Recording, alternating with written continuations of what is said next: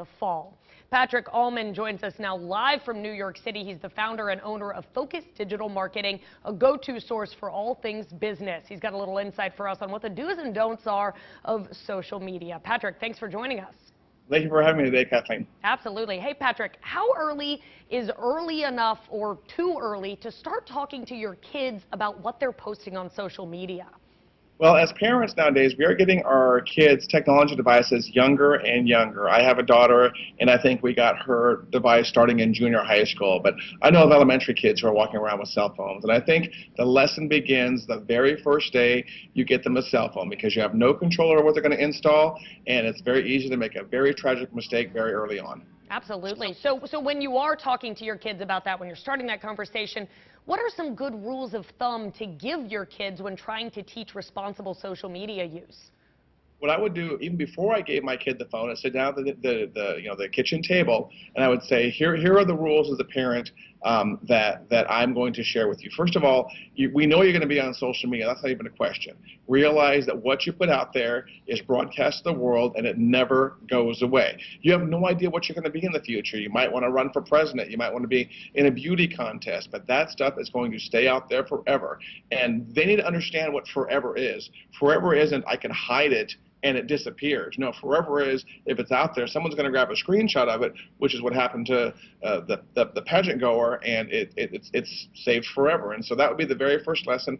Another one would just remember who's watching you. It could be your friends. It could be grandma. Grandma could be watching you. It could be your aunts and your uncles, or it could be your teacher at school. Just remember forever, and people you love and people who might be hurt by your words are watching.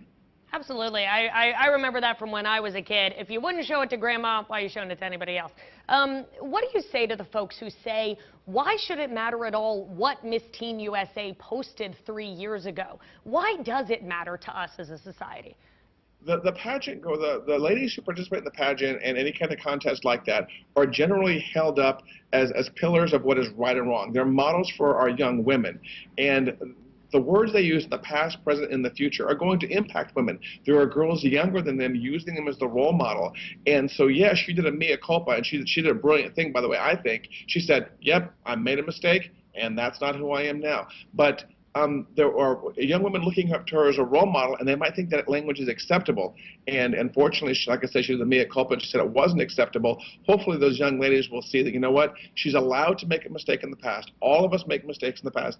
I've got some things I'm not proud of, I've said on social media. But admit it, say you made a mistake, and move forward. Right. So most of us, the vast majority of us, are not going to participate in a national pageant. We're not going to run for president. We're not going to come under that sort of national media scrutiny. But why is it still important to be mindful of what we're posting, just for future jobs or college admissions or anything?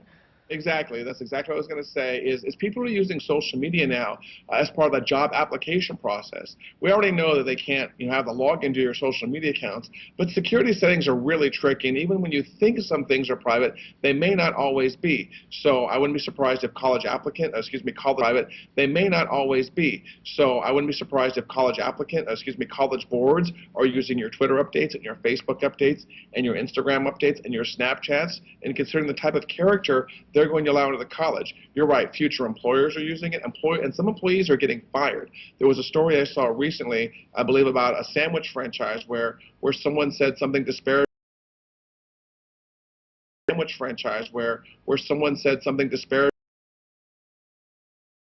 about a past client, and the manager was at home and dropped everything he was doing, went to the restaurant and fired him on the spot for something the person had shared on social media. So you're right, colleges, future jobs, any political aspirations, if you're a churchgoer, your church members might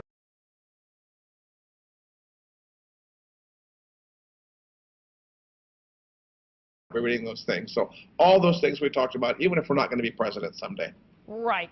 And we know that even if you think it's private, even if you think you've protected your account, the infamous screenshot, somebody can always find it. Patrick, we have just about 30 seconds left, but I'm wondering, you mentioned that you were impressed by Carly Hayes, Miss Teen USA's response to the controversy surrounding her tweets. What would you have parents tell their kids who maybe get in trouble for something on social media, whether it's from this morning or from 2 years ago? How would you, as a parent, how would you tell your kid to deal with that? Well, I would I kind of approach something similar to what she is, basically saying, admit your mistakes. One of the quickest ways to diffuse any kind of controversy is say, yes, I did it, I was wrong, I didn't know what I was doing at the time. When it comes to like the common mom or common dad talking to their kid,